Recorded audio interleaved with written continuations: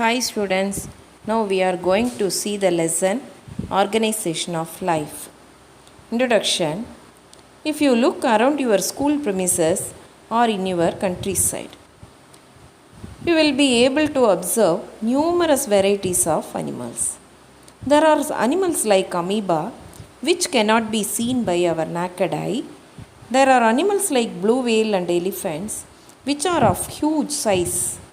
The variations are not only seen in size but also in the complexity of their cells, tissues of the body structure. This is called organization of life. The biological organization are arranged from cellular level to organisms level.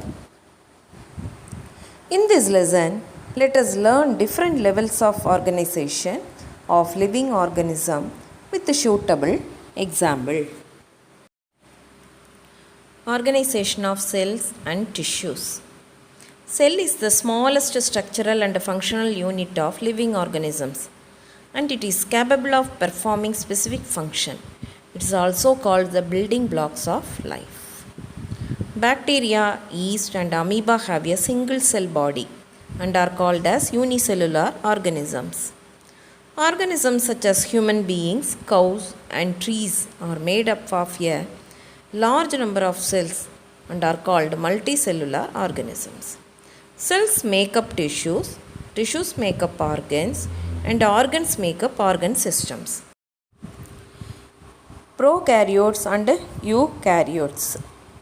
Based on the structural organization, organisms can be classified into prokaryotes and eukaryotes. In some of the organisms, no true nucleus is seen. These organisms are called prokaryotes.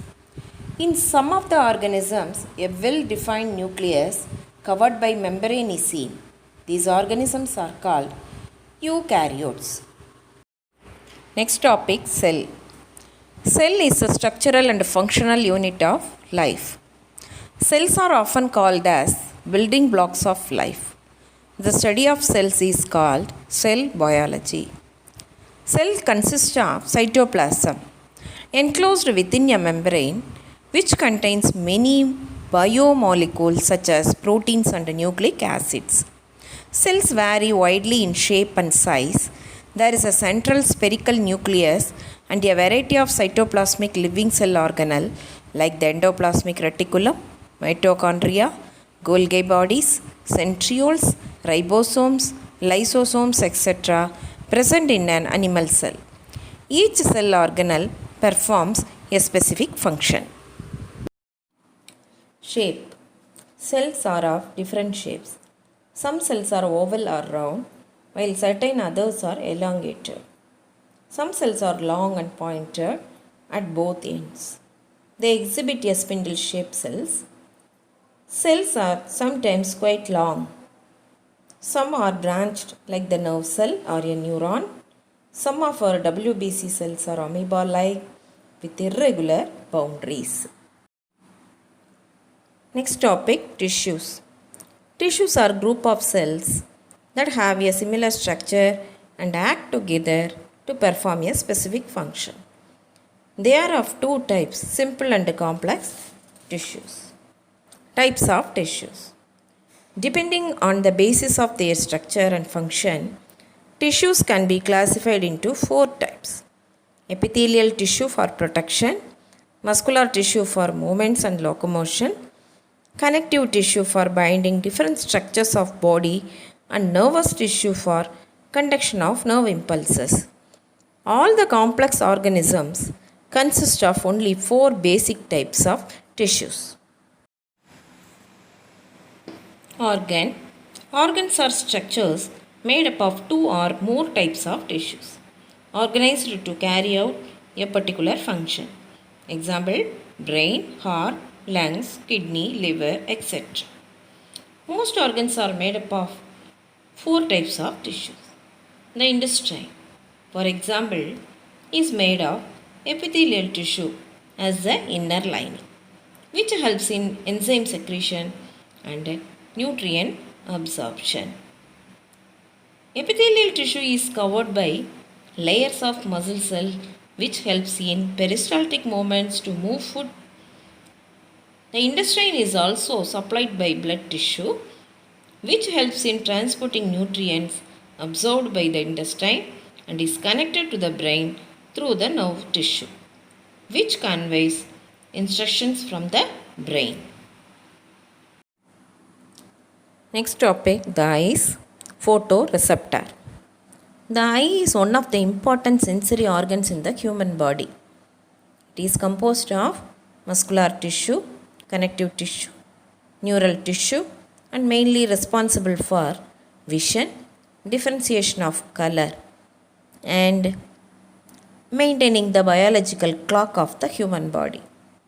The human eye can be compared to a camera as both functions by gathering, focusing, and transmitting the light through the lens for creating an image for an object. The external structure of an eye.